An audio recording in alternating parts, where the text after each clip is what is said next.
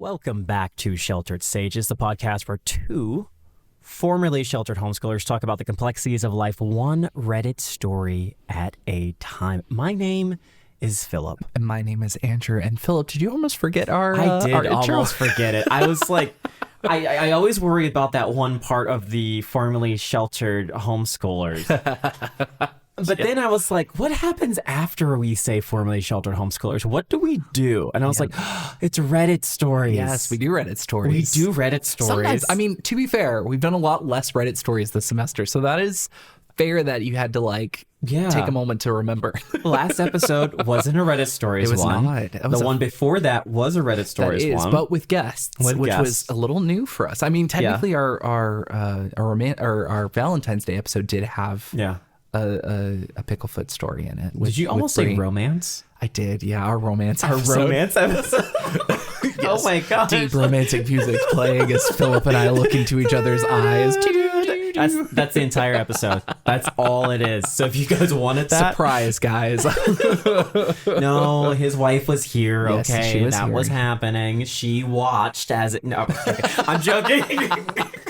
I'm joking. Okay, back into this. I can tell we're out of practice a little bit because I wasn't going to bring up that it's been a bit since we've recorded in person with each other, but also then you almost messed up the intro, and I was like, okay, cool. Now I can say it's been a hot second since we got to record. You're allowed to say that. Oh, but we were back again. Hopefully you missed us.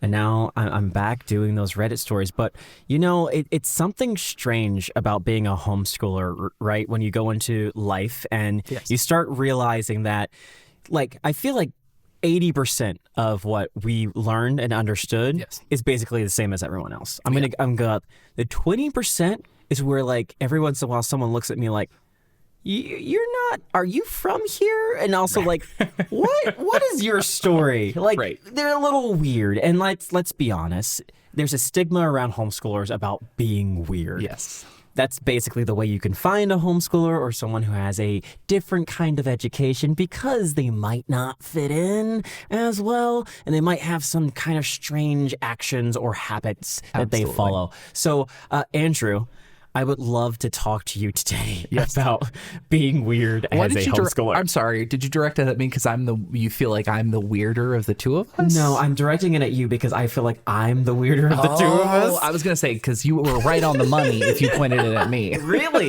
You think so? You had that experience before growing up? Oh, absolutely. I put my foot in my mouth so many times, and I thought I was so mature for my age, and I was in certain areas. You were. But in other areas, I remember being 18 and working at a Chick-fil-A and kids laughing at me, not kids, but my coworkers laughing at me because I didn't know who Ariana Grande was. Oh no. And it was right around the time that she was really becoming popular, and I had no idea who she was. I just started listening to the radio. I just started learning who Justin Timberlake was, who is, this solo artist who never did anything else besides release his own music. That's fair. That's fair. He wasn't in anything else, right? No, nothing else. Okay, nothing else his entire life. Exactly. As far as I know. I'm great. Yeah, it's fine.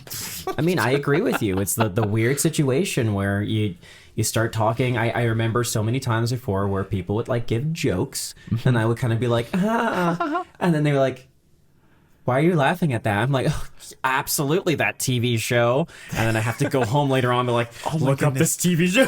That actually reminds me. Okay, so speaking of TV shows and jokes from it. So when I was in middle school, I think it was 6th or 7th grade, the running joke, because The Office had just done that whole gag with the That's What She Said. Oh, no. And everyone was saying it at church, hilariously enough. All of the youth kids were saying it. Yeah. And I'm over here being like, I don't get it. What does that mean? That's what she said.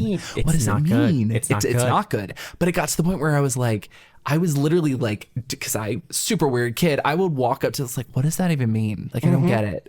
What's that supposed to mean? And they'd look at me well, that's what she said. Yeah. The thing. And I'm I don't get it. I need you to explain it to me.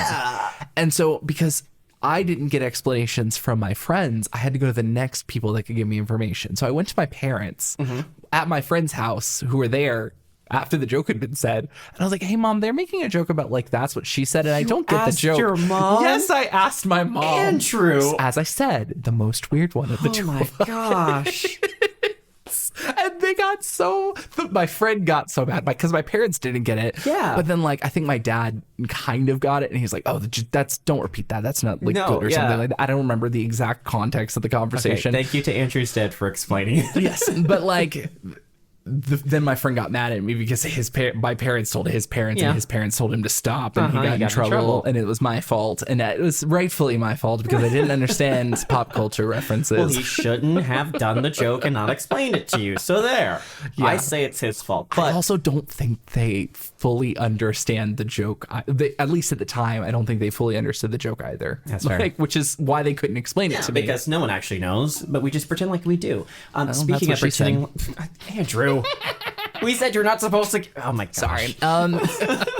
But we should start the episode now before he makes any more terrible jokes around. Now?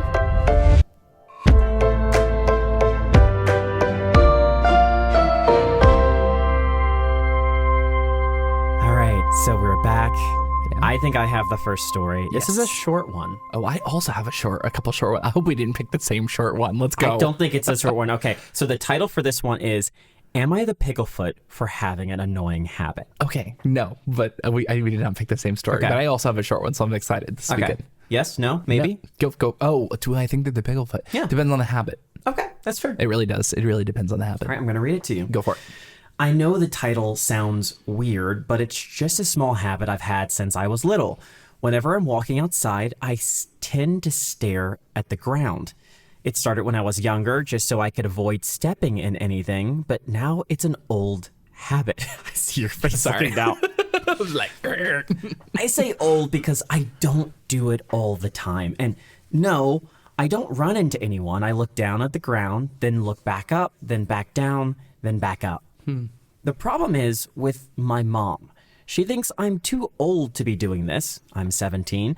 I was out with her today, and of course I spent some time looking at the ground.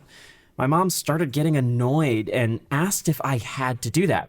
I told her I only do it occasionally, and it's not that big of a deal, but she says that I look stupid, constantly glancing down at the ground and back up. their mom called them stupid? Apparently, according to OP, yeah. That's so mean. Isn't it? My dad agrees to some extent, but doesn't really care. I'm starting to feel like I'm the Picklefoot because I could learn to stop. Am I the Picklefoot? No, you're not the Picklefoot. Oh my gosh.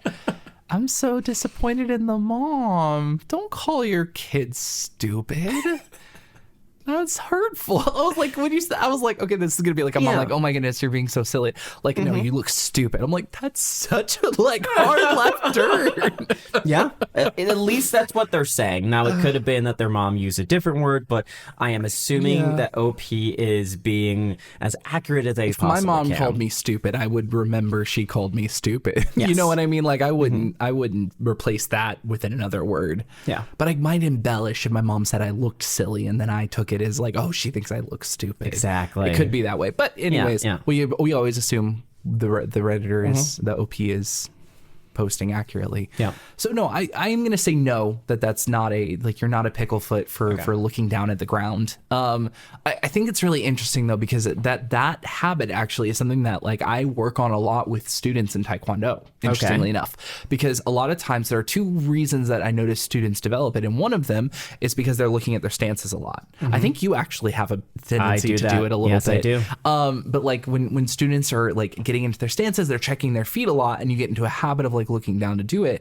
But if you don't get the habit out of like popping your eyes back up, you might just stand with your eyes facing down for a long time. Yeah. So that's one of the reasons it pops up. But the other reason is a lack of confidence. Interestingly enough, a lot of people will like lower their eyes. It's kind of like I don't even want to say like a submissive thing, but it's just like a, hey, don't look at me, don't pay attention to me, that kind of thing. Yeah. And so it's definitely one of those things that I've experienced a lot, and it's really hard to get someone out of that habit when they have done it. Yeah. I do think it's not safe if you're doing it for like a prolonged period of time of like you are walking for like 20 feet with your head towards the ground. It's like it's the same thing of looking down at your phone.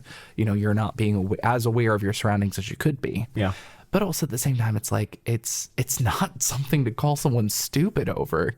That's you know? fair. Yeah. At least that's my And what opinion. they said too is they're looking down, then looking back up again, and looking back down again. So it's like a glancing down and up.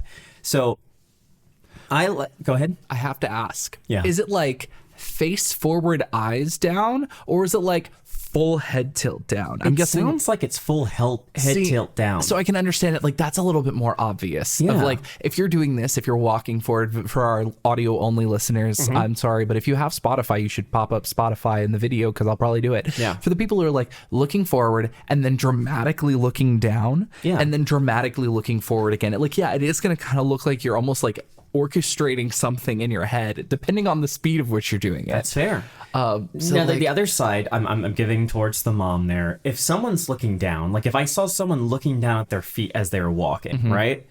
I would start looking down as well, just because so often, like if someone starts looking up in the sky and it's like, hey, I'm going to look up in the sky as well. Even if there's nothing there, I just feel like I should also be focused on whatever these people are focused on. So I can see the mom getting a little annoyed with their kid going like, what are you looking at? Basically, like what's down there? Why, look up. We're walking this direction. Why do you keep looking down at that? Now, to this side, one of the things I wanted to bring up the story for is because I used to do this a lot. really? Yes. Interesting. It was one side because, yes, I was a very nervous child and I didn't really want to look at people because I felt that if I look at anyone, they're going to come over and talk to me. Oh no. And I didn't Social want to talk to them. interactions. Yeah, I was like, oh, no, I don't want to do that. If I keep looking down while I'm walking around, no one's going to see me. Basically, if I can't see you, you can't see me. And this is when I was younger as well, so I would do that a lot. As I got more confident, I would look up a lot more. But even like you were saying as well, in Taekwondo, it is more me focused on my stances and trying to remember, because when I'm looking up, it's like I can see everybody around me. And so what I start doing, even unconsciously, to try to stop following the others that are around me, is just look down. Don't look at the person who's in front of you. Don't look at the person who's on the side of you, because they could be doing the wrong move. Yeah. Focus on yourself. But then also you're not supposed to be doing that, because if you're attacking someone or if you're fighting or doing your stance, you should look at the direction of your motion and the direction of your attack. Yes. So I had to break myself out of that again. So towards OP, it's like, yes, you can train yourself not to do it. That said, you're not the picklefoot for doing this. Not even close. It's a little weird. And yes, I agree. If I see someone like looking down while they're walking around, I probably will ask them like, hey, why are you looking down? I'll say I make fun of my coworkers sometimes for doing weird things like, hey, what's going on with that? But I'm not going to be like, hey, you should stop because it makes me uncomfortable. No, you do whatever you want. Like, live your life. Well, like, and it's interesting because it's like, you say that, but like being someone like I subbed at a middle school all this week, and like there are absolutely an entire group of kids who just walk. But no, I do see some kids that like that is just their default, is they just like, don't look at me, don't pay attention to me, just let me walk and do my thing, and I'll keep an eye out for you, and I'll look up if I have to, but otherwise, just don't look at me. That's fair. So that would just be like my only thing, and it's actually something we do talk about when we discuss self-defense, because have we done the alley game yet at Taekwondo that you've played? I don't know. I don't think so. Yeah. So like if you're one of my Taekwondo students and you're listening to this, first, hi. Secondly, if we haven't done this game yet, like stop listening for a little bit so I can explain the game. Just kidding. You can listen. Basically, the idea of the alley game, it's usually when we train self-defense, and what happens is you line up the class into like two rows. There's one on one side, one on the other, and then one person volunteers and they walk through the alley. And the idea is that at any point in time, from the left or the right, someone could reach across and like grab you in a way that you have to defend yourself with. And so the idea is more about reaction and being able to do things quickly. Yeah. So the way I do it when I talk about situational awareness is I have them do it two ways. I have them do it first, normally where they're face up and they're like looking forward and being alert. And the next time I force them to have to look down at the ground. And I talk about it as like, so when you're walking on the street and you have your phone in your hand and you're like not paying attention, you're texting someone, that is what someone sees. Yeah. And an attacker is always going to go towards someone that looks like an easier target. So if you're upright, if you're shoulders back, if you are walking with a purpose and looking around and being vigilant, There are less likely that people are going to do. There are unfortunately some people that like do target those people specifically, but that's like the average person who is an opportunist and who is looking for a victim is not going to be like, they're not going to look for a person who is walking around with their eyes up and is confident. They're going to look for the people who don't appear to be paying attention, appear to be in their own world and stuff like that. Generally. Yeah. So like in terms of weird behavior, not the weirdest thing I've heard. I see like high schoolers and middle schoolers do it. I've seen adults do it as well. But it is definitely a safety thing that you probably should start working to get yourself out of, and just being more comfortable walking. And like, yeah, it's your eyes actually. I feel like I remember seeing a video. I know I'm talking a lot. No, you're good. You're good. So I remember seeing a video where it was about a robot that they were training to be able to walk on different surfaces. And the way that they did that is like analyzing the camera. And what they did is they actually did like an eyesight tracker of a person who is doing the same kind of course. And so it like looked at how quickly your eyes see things and interpret information for you to be able to like different step on things and things of that nature. Yeah. And so our brains are actually really good at interpreting information, even just out of our peripheral vision. Yeah. So you don't have to actively walk with your head down, looking at the ground to be able to effectively avoid the things that are coming that way. You just have to be aware of your surroundings. Yeah. This is also coming from the guy who stepped in dog and cat poop way more often than he wants to. So maybe you should look down more often. Maybe I need to look down more often.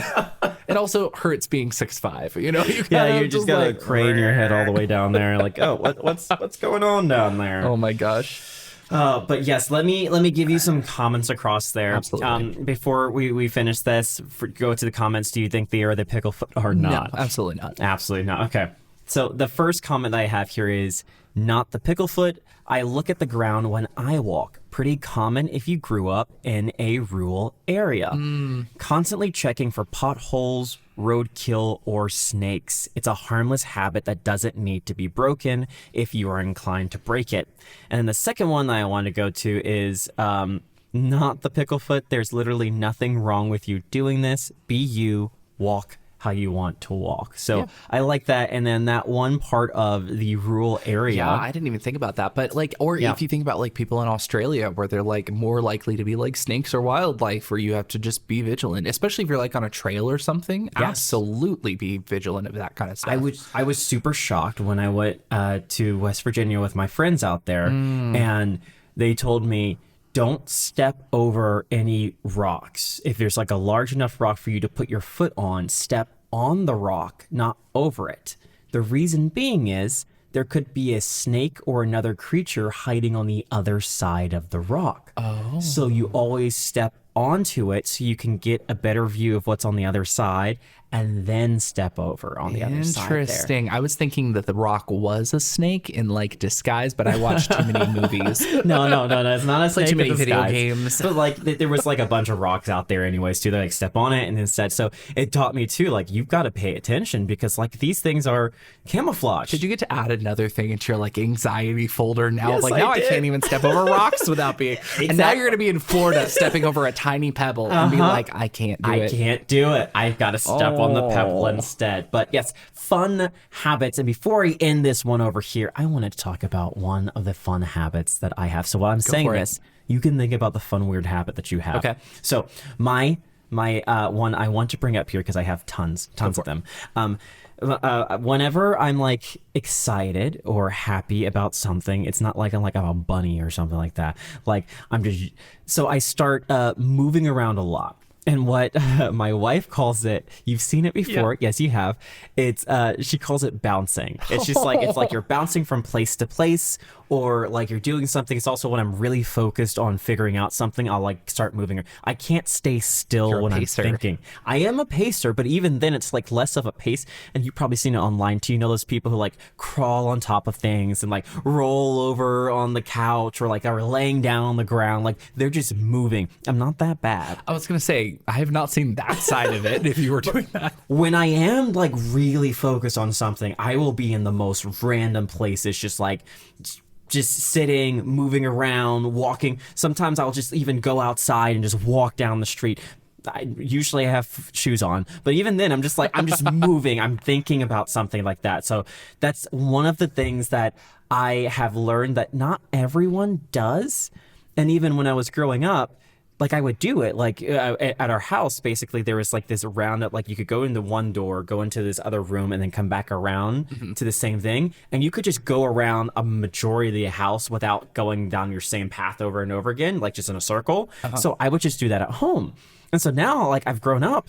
And I'm still doing it. I'm still walking paths around different areas. I just didn't really realize that was it. But that's funny because that's kind of like, that reminds me, that's my preferred way when I'm talking with someone on the phone. Yeah. Is like, if I'm talking with someone on the phone, I prefer to like walk. And so like sometimes I'll like walk around my house or my thing. But I like, now that you're talking about it and I'm like, you're making me like psychoanalyze my childhood. Yeah. Back in the day when I used to hang out with my friend, that was how we would talk about things. It's like we'd walk around the neighborhood and like that was back when my parents let us actually like walk all the way down like the back street towards like one of our other like neighborhoods behind, and we would like go on walks and like we would go on all these walks and just talk about stuff and crazy things. And he was my non-homeschooled friend, and so he talked about like horror movies and video games that I'd never get to touch and TV shows I could never watch and all these fun things. And that's where we do it, is like we talk and do that. And so like I am a walker when it comes to like talking and things of that nature. So that's a fun little habit. yeah, it's a habit I do. I have seen your bouncing though, because like we'll be talking about something, you'll be like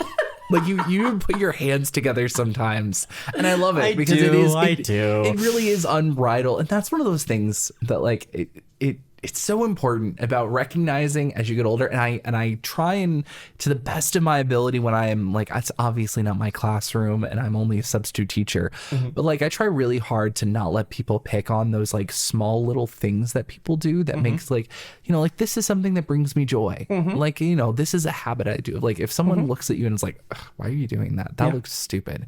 It's like now something that like is a natural thing that you do is now going to be like, I don't want to do this anymore. And now I'm doing it. I'm like, oh, now I'm thinking about it. Yeah.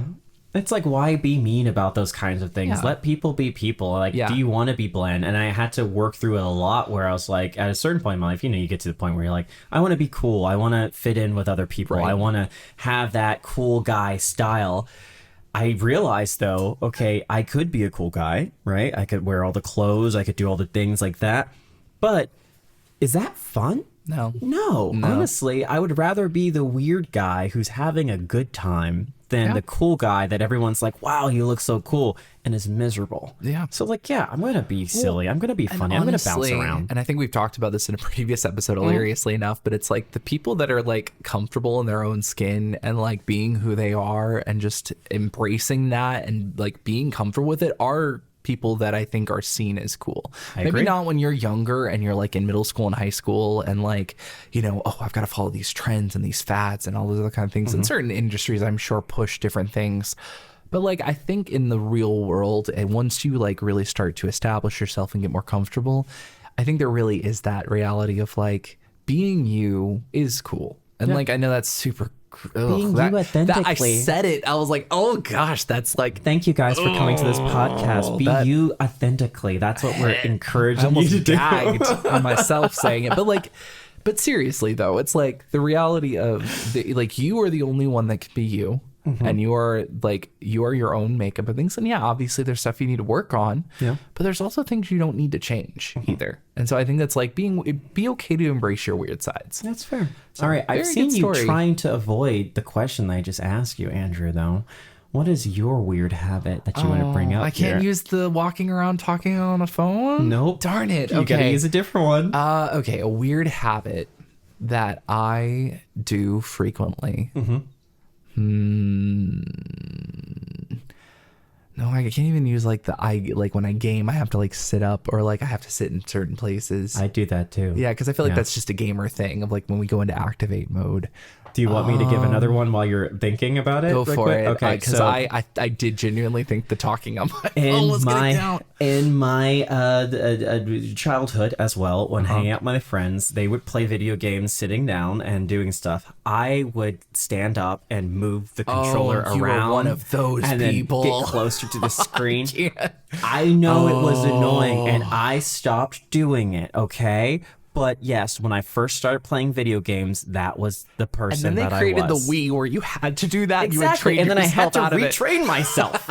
How dare they? And now, like, the PlayStation actually has like so many games where it has the gyroscopic controls. It's like you guys were a little too late. All right.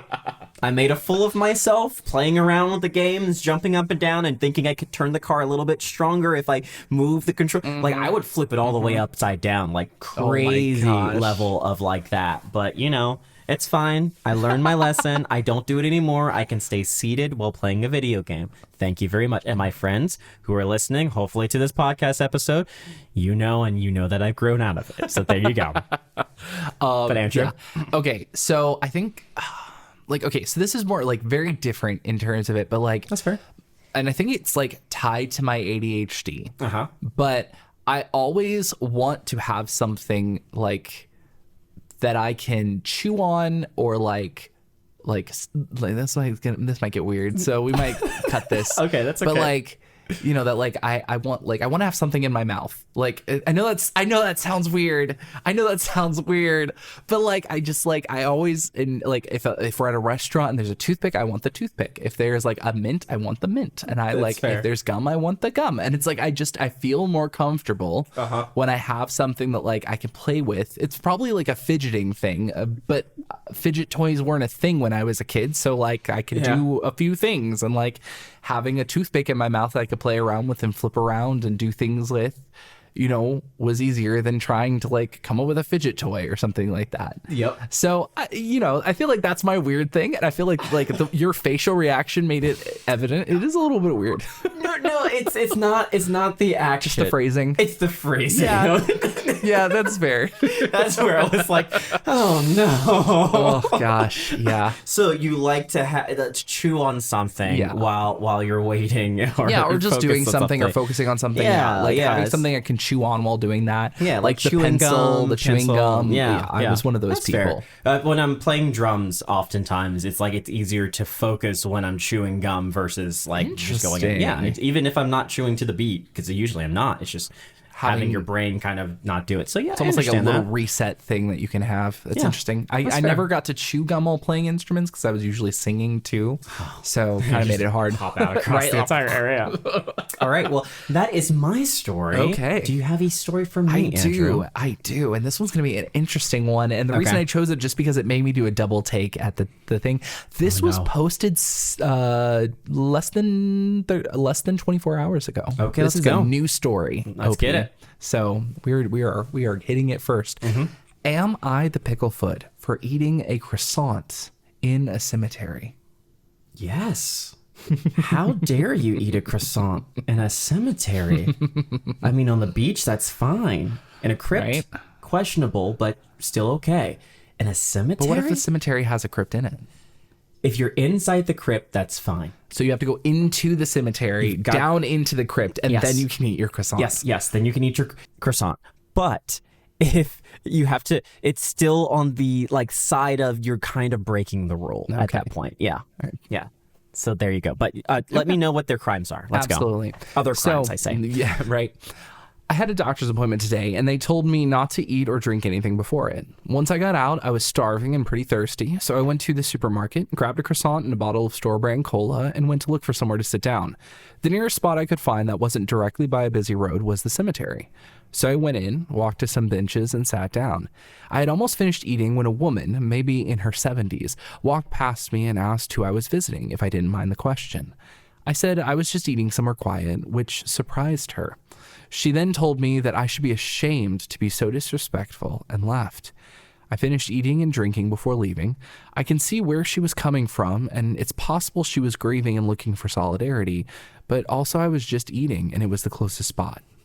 So, are they the picklefoot? Oh my goodness. I know, it's a short one. It's a short one, but it's tricky. Okay, so we're gonna break this one open here. Go for it. Technically, she is not the picklefoot for eating in a cemetery. I don't know if it's a she or he. They didn't go their gender. Oh, just OP. Gender? Okay. Yeah. So OP is not the picklefoot for eating in a cemetery. Technically. Where I am a little confused is I don't necessarily know cemetery rules. As I opened up before, I know you can eat a croissant in I'm joking. But yes, honestly, I don't really know cemetery rules or like that kind of thing. Like, am I allowed to go to a cemetery? I know like you're probably not supposed to play loud music, right? You got to be respectful of it. But these places, just like logical sense, take up land space, right? And they are kind of like parks. So if you have a cemetery that's a park, am I allowed to go over and like take a hike through the cemetery? I'd say yeah, like sure you should be able to, but then it's like, okay, am I allowed to, run, like jog through a cemetery? Is exercise bad to have there when there's like, the recently or more whatever deceased there? It's like, can you do that?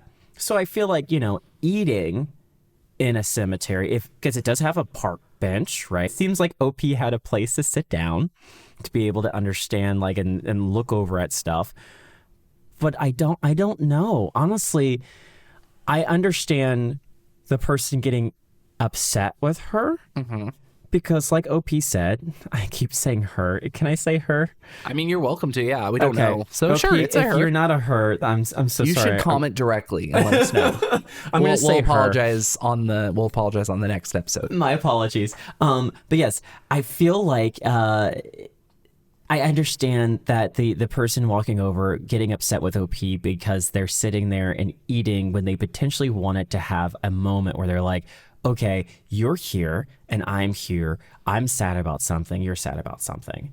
And so in the same way of like, if you're going to a club, but you're not just like dancing or having fun, you're just sitting in the background doing nothing, that's not a great idea. If you're going to a cemetery and there's a lot of people, like don't go to a cemetery when there's like a funeral happening and then go, all right, I'm going to just eat my chicken sandwich right now, like in the back of the area. Like you probably don't want to do that. My entertainment for my lunch. Yeah, that's not great. Like even if you have the best intentions, like calm down, bro.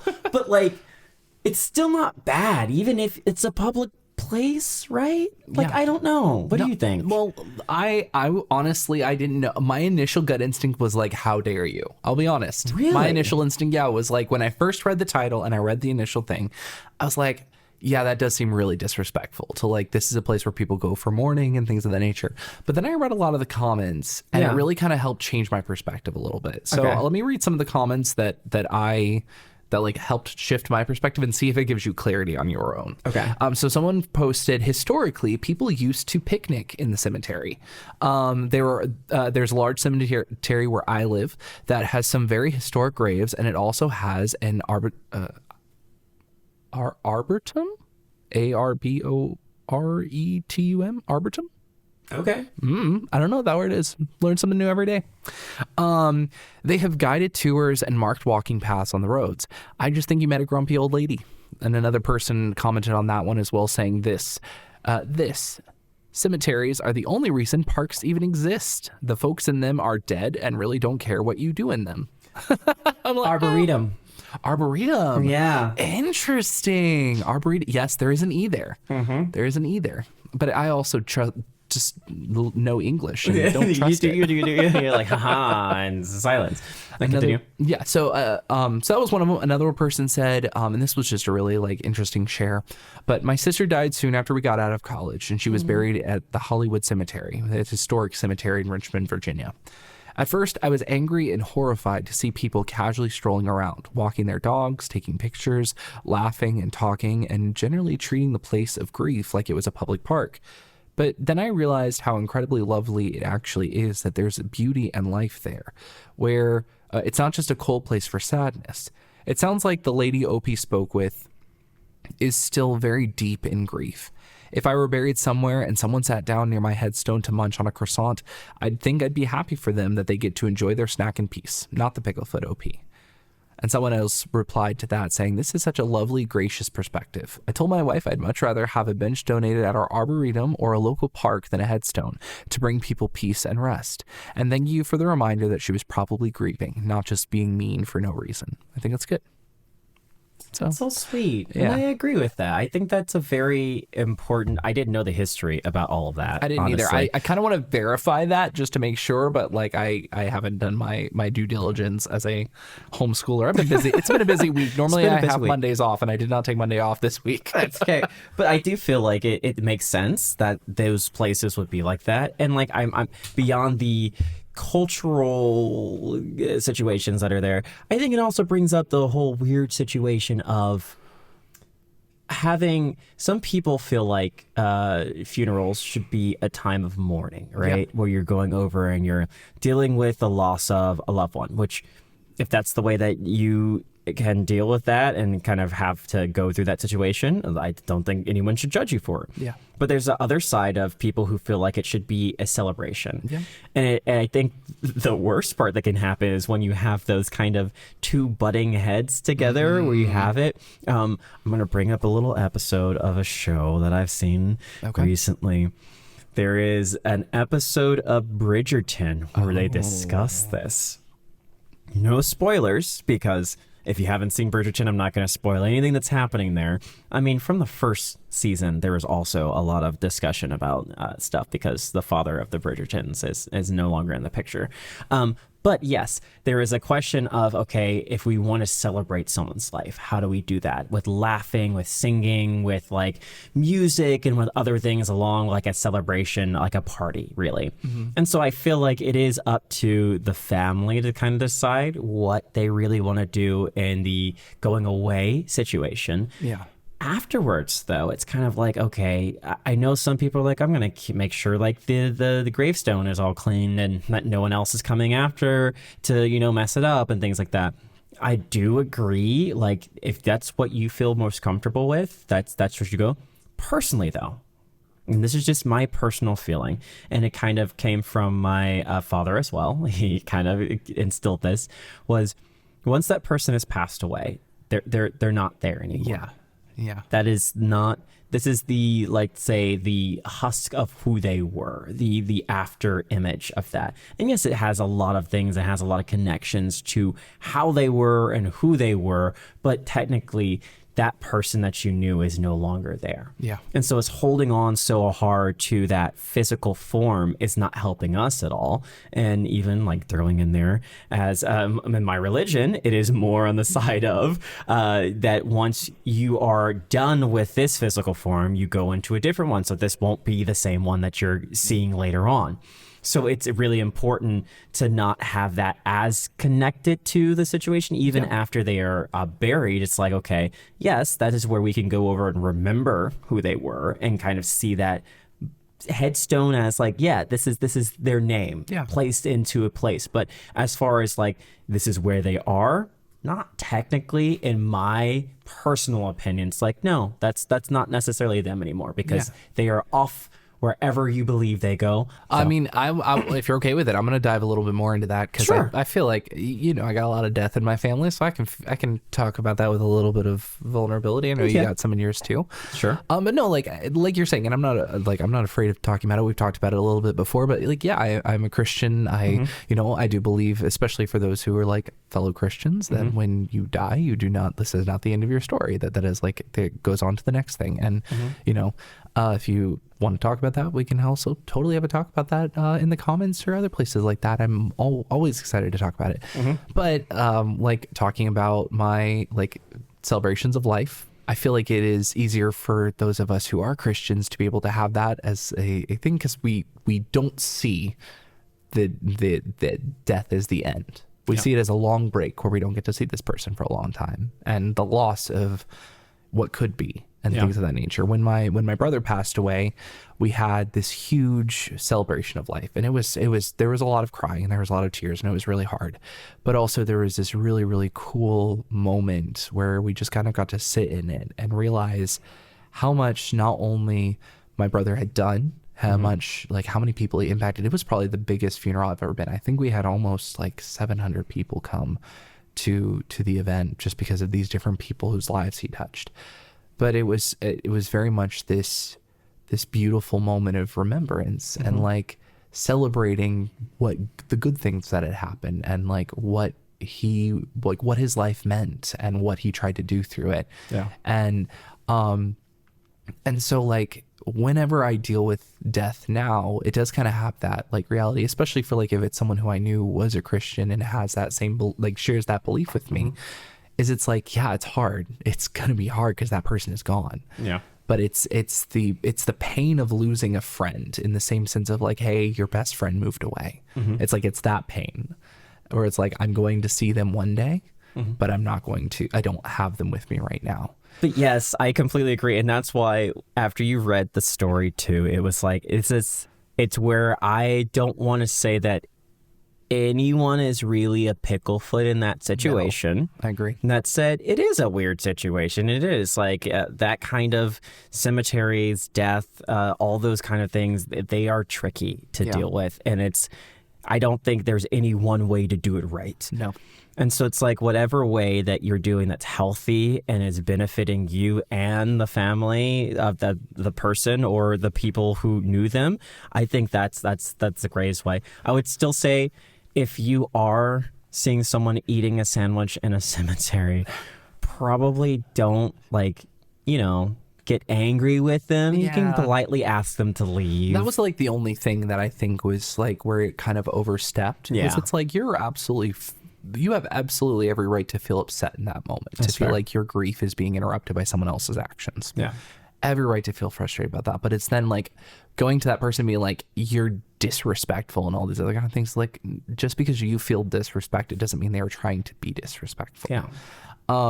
So there would have been a better response to this person, and someone wrote this as a comment and I had to share this. Yeah. The best response that the person could have asked when, hey, who are you coming to see, is, holy crap, you can see me? Andrew. Oh no. Someone, they posted that. I got a couple awards and someone was like, what a missed opportunity. Goodness. You can see me? What? You can see me? I've been here the whole time. I've been eating this croissant for decades. Finally. Someone with true sight. Oh my God. That's fun. That is fun. Sad, but fun. Sad but fun. I actually enjoyed that. That was good. All It's right. hard conversation, but also like it's good to feel a little weird about certain It things. is. And I think, go ahead. I was just gonna say it's good to talk about weird subjects too. Like Yes. sometimes it's weird to talk about death, but death is a part of life, and the more weird we make it, the more uncomfortable it becomes, and the less we take. The less we make it weird, the more we recognize it's there and just embrace it. And the more we talk about it, the less weird it is. Yeah. I think, I forget who said it. There was like a big quote, and I'm probably saying it wrong, but it's like, life is marked by how finite it truly is. And so it's like, yeah, when we're doing these weird things in our life and we're going over, kind of like what I said before, yes, we have weird habits. We have weird things that we do every once in a while and, might make us stand out or make us seem like we're stranger than the other individuals, especially as homeschoolers where we didn't learn as much of those things. But it's like taking those moments and realizing that life's short and I could spend it trying to focus on not looking at my feet for the rest of my existence, or I could spend it on like learning a new tabletop role-playing game, or I could spend it watching some new TV shows that I really cared about. Like, you don't have to change everything about yourself to fit in. I honestly would say don't. Like, spend your time doing the things that you care about and that you love, because you know what? At the end of all of that, you're not going to go back and go, you know what? I wish I didn't stare at my feet. I'm going to go, I wish I had, gone to Iceland, which if you ever wanted to go to Iceland, like, do it. Like, absolutely go. I've heard it's beautiful. Or Japan. I do want to go to Japan Japan. is fantastic. We started making plans to go to Japan, and then like we both realized how expensive that would be. It's very expensive, but like if you have the means to go to Japan, Go to Japan. You should go to Japan. I'll also go to Hawaii. You've been to Hawaii. I have been to Hawaii. You should go to Hawaii too. It's very pretty. It's a great place. I'm Andrew. gonna go scuba diving in Hawaii. That's what I want to do. Andrew, okay. Yes. So we've told them to go scuba diving in Hawaii. Yes. Okay. But where could they do after they go scuba diving Hawaii if they want to send us photos of them scuba diving in Hawaii? Well, they got to follow us on our socials, Philip. What are our socials, Andrew? I mean, you can follow us on Facebook, Instagram, TikTok. You can follow us. Make sure that if you are watching this video, that you are leaving a like and subscribing on YouTube. If you are not leaving there are a lot of people that watch and then they don't like and subscribe, and it makes me sad. No. So this is me being weird. This is me looking at you and being weird and being like, hey, you there. It just takes 5 seconds. Please like and subscribe and hit that little bell. Thank you. But yes, follow us on all of those things. And before we leave, I mean, you should send us photos or comments of what you did over in Hawaii or in Japan or Iceland, which I have not been to. And then also, let us know the weird things that you do. Let's just get it all out there. Don't be ashamed of it. Yeah. Just like tell us if you have a weird habit or if there's something else that you just like do constantly that you need to, get out. Yeah. So yeah, get it off your chest. We're all weird here. We ain't gonna get it off your judge. chest. I will end with one more of my weird habits there. Oh, Every once in a while. So generous. I know, right? Okay, whenever I'm walking through an automatic door. You might have, I don't think we've walked through automatic doors We don't recently. very often. Yeah.